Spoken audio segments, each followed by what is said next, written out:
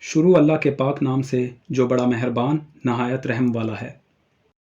سزائے موت کے لائق جرائم۔ جادوگرنی کو جینے نہ دینا۔ جو شخص کسی جانور کے ساتھ جنسی تعلقات رکھتا ہو اسے سزائے موت دی جائے۔ جو نہ صرف رب کو قربانیاں پیش کرے بلکہ دیگر معبودوں کو بھی اسے قوم سے نکال کر ہلاک کیا جائے۔ کمزوروں کی حفاظت کے لیے احکام۔ جو پردیسی تیرے ملک میں مہمان ہے اسے نہ دبانا اور نہ اس سے برا سلوک کرنا کیونکہ تم بھی مصر میں پردیسی تھے۔ کسی بیوہ یا یتیم سے برا سلوک نہ کرنا۔ اگر تو ایسا کرے اور وہ چلا کر مجھ سے فریاد کریں تو میں ضرور ان کی سنوں گا۔